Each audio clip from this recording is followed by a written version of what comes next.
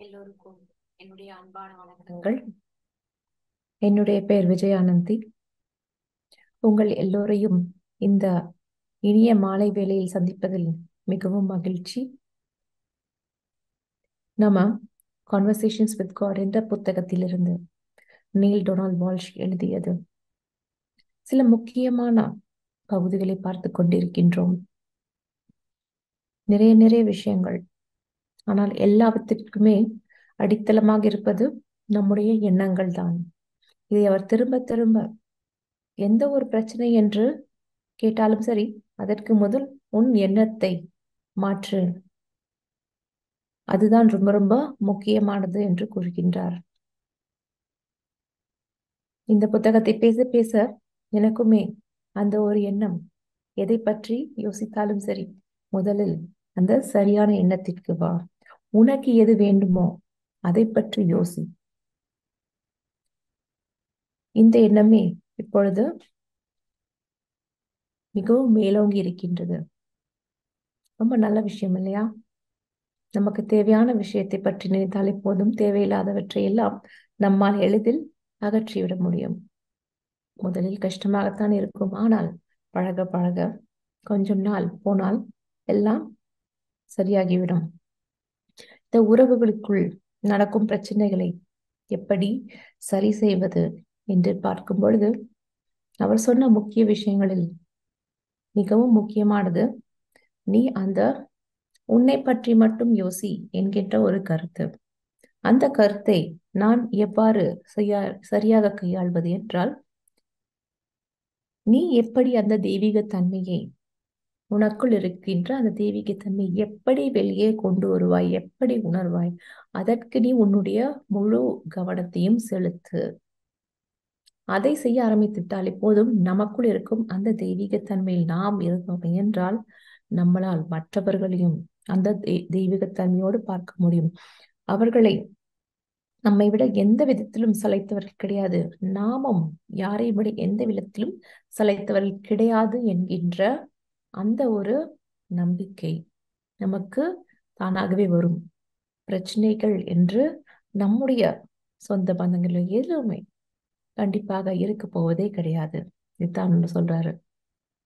இன்றைக்கு இன்னும் ஒரு முக்கியமான ஒரு தலைப்பு தான் பணத்தை பற்றியது. இன்னைக்கு நல்ல தொடர்ந்து அதை பற்றி கொஞ்சம் பார்க்கலாம். அப்போ நாம் யாராக இருக்க வேண்டுமோ அதை நாம் செய்ய வேண்டியது ரொம்ப முக்கியமான விஷயம். அதுதான் நமக்கு கொடுக்கப்பட்டிருக்கும் மிக மிக ஒரு முக்கியமான ஒரு பாதை, ஒரு நம்முடைய வாழ்க்கையில் நமக்கு ஒரு சோதனை கட்டம் என்றே சொல்லலாம். அதனால கடவுள் என்ன சொல்றாருன்னா, நிறைய நேரம் நீ மட்டும் இல்ல, மற்றவர்கள் நிறைய பேரு அந்த நீ யாராக இருக்க வேண்டுமோ அந்த ஒரு நிலைக்கு உங்களால் போகவே முடிவதில்லை. அதுவிலும் குறிப்பாக ஒரே வாழ்க்கையில். அப்படி பார்க்க போனா என்ன, ஒரு வாழ்க்கைனா என்ன, நிறைய வாழ்க்கை இருந்தா கூட உங்களால் நிறைய பேரால் போக முடியல அப்படிங்கிறாரு. நம்மளை பற்றி தெரிந்து கொள்ளும் அந்த உன்னதமான ஒரு நிலைக்கு இப்போ அவரு கேட்கிறாரு, நீல் டொனால்ட் வால்ஷ், எதனால நம்மளால போக முடியாது? அப்படி போகவே முடியாதுன்னா எதுக்கு முதல்ல முயற்சி செய்யவே வேணும்? நல்ல கேள்வி இல்லையா? யாருக்கு அது தேவை? எனக்கு நான் தேவைன்னு கேட்டேனா? அதனால யாருக்கு தேவை, எதற்காக நான் அதை செய்ய வேண்டும் அப்படிங்கிறாரு. சரி, நீ இப்போ கேட்பது எனக்கு புரிகிறது. உன்னுடைய வாழ்க்கையில என்ன ஆஹ் ஒரு நிலையில் இருக்கிறாய் என்பது எனக்கு நல்லாவே புரியுது.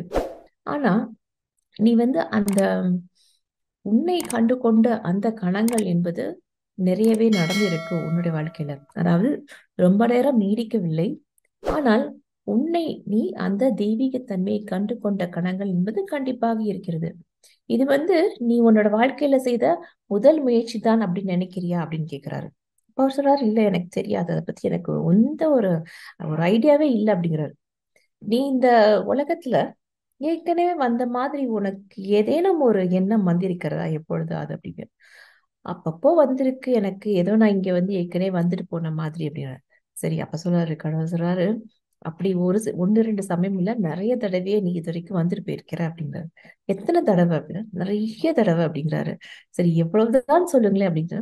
முதல்ல நீ வந்து இந்த ஒரு விஷயத்திலிருந்து, அதாவது அதிலிருந்து எந்த தப்பும் நடக்காது, எந்த ஒரு பிழையுமே நடக்காது அப்படிங்கிற ஒரு விஷயம் வந்து உனக்கு எப்பொழுது நடக்க வேண்டும் என்றால், அந்த நிறைய நிறைய வாய்ப்புகள் உனக்கு கொடுக்கப்படும் பொழுதுதான் அந்த ஒரு எண்ணமே உனக்கு வருகின்றது. அதாவது ஒரு எக்ஸாம் வச்சு எழுதும் போது நீ வந்து அதில் தோற்பதற்கான வாய்ப்பே இல்லை என்கின்றது எப்பொழுதும், அது நீ வந்து ஒருவேளை கண்டிப்பா தோத்து போனாலும் மறுபடியும் எழுதி அதில் மறுபடியும் கண்டிப்பாக நீ அந்த எக்ஸாம்ல பாஸ் ஆவ அப்படிங்கிற நிலைமை வரும். அதுதான் இங்கேயும் உனக்கு நடந்து கொண்டிருக்கிறது. அதுக்காகத்தான் நீ வந்து திரும்ப திரும்ப திரும்ப திரும்ப இந்த பூலோகத்திற்கு வந்து கொண்டிருக்கிறாய். எதற்குன்னா உனக்கு கொடுக்கப்பட்ட வாய்ப்புகள், நீ உன்னை புரிந்து கொள்வதற்காக கொடுக்கப்பட்ட வாய்ப்புகள். அதுதான் நீ இப்பொழுது இங்கே இந்த கணத்தில் செய்து கொண்டிருக்கின்றாய். நீ வந்து வேணும், நீ வந்து அதை நீயாக விரும்பி ஏற்றுக்கொண்டு வந்த ஒரு விஷயம். நீ வந்து உனக்கு இந்த வழி என்கின்றது ஒரு பிடித்திருக்கிறது. இங்கே நடக்கும் இந்த நாடகத்தை பார்த்தால், இந்த உலகத்தில் நடக்கும் வணக்கம் உனக்கு பிடிச்சிருக்குது. அந்த தெரியாது என்கின்ற ஒரு விஷயம், அதாவது ஒரு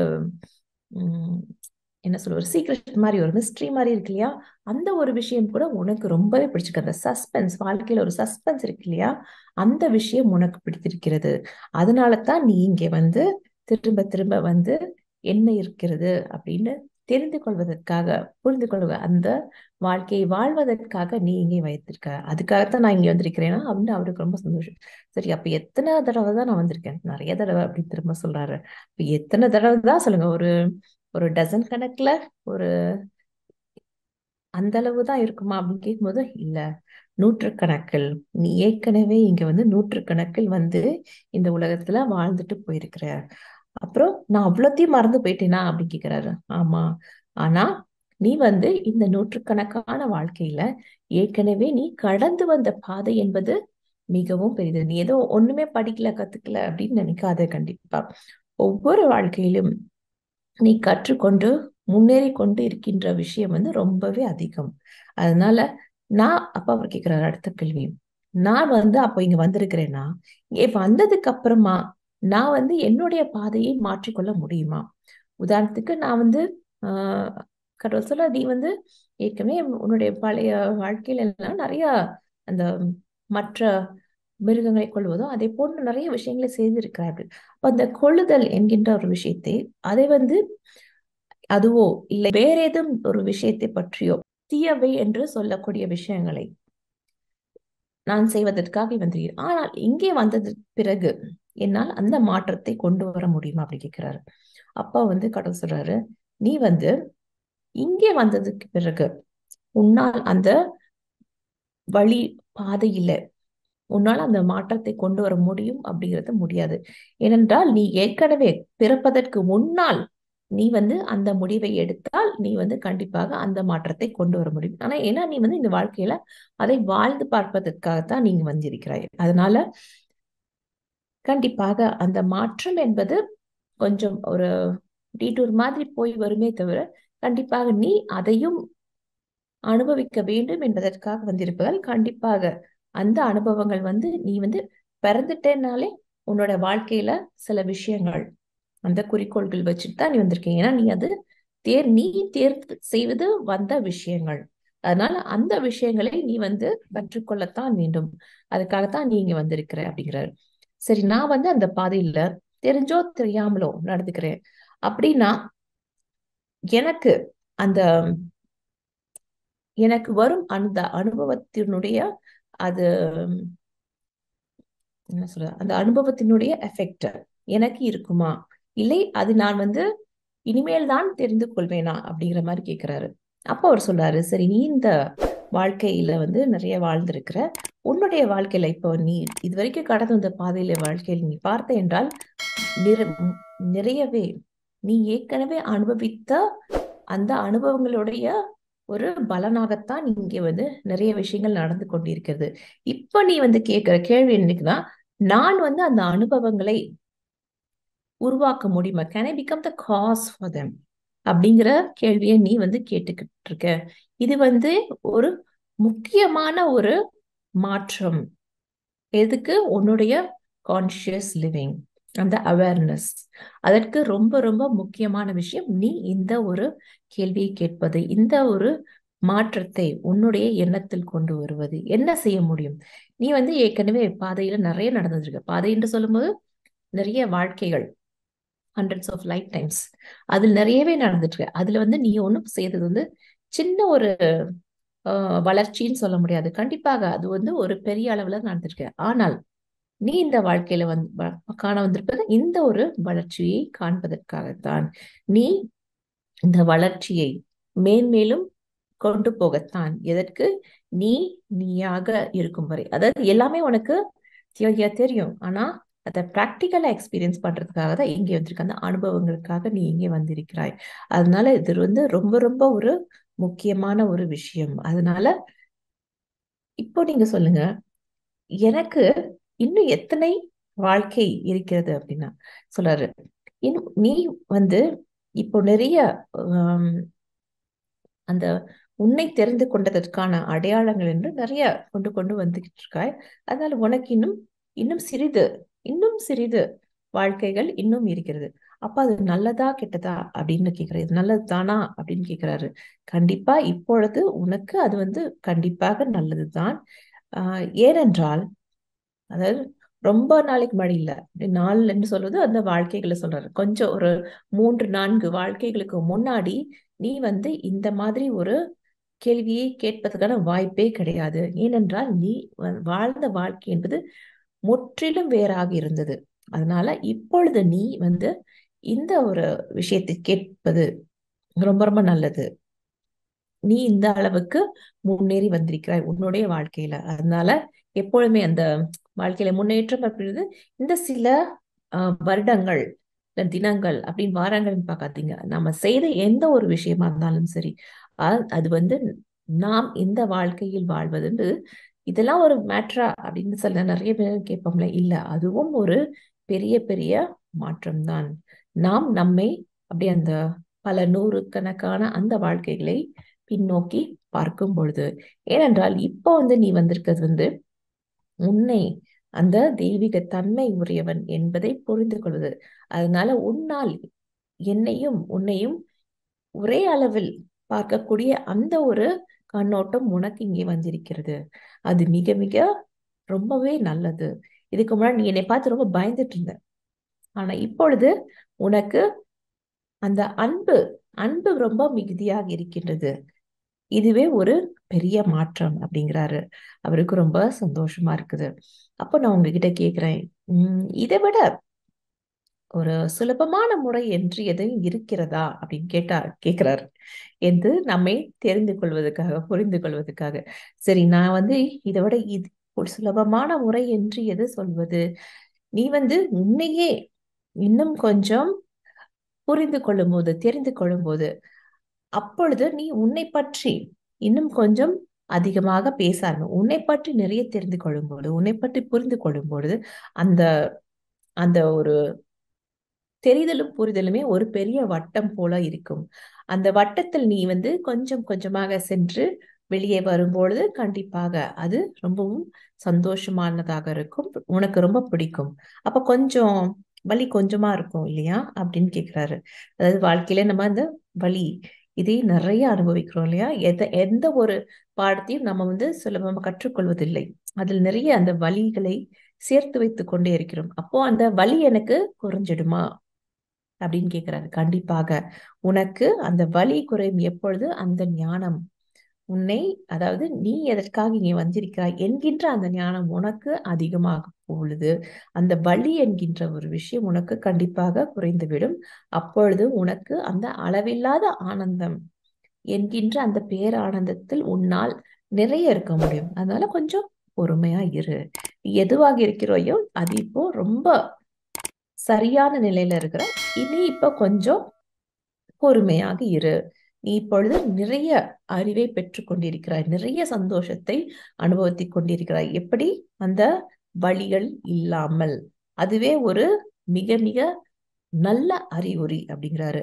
ஏனென்றால் நீ வந்து அந்த வலி இல்லாமல் இந்த சந்தோஷத்தை அனுபவிப்பதற்கு எதுவா இருந்தாலும் வலி இல்லாமல் அந்த உருவாக்குவது, ஏன்னா யுவர் கிரியேட்டர், வலி இல்லாமல் உருவாக்குவது, அந்த அழுகை கூட வலி இல்லாமல் உருவாக்கும் ஒரு உன்னதமான ஒரு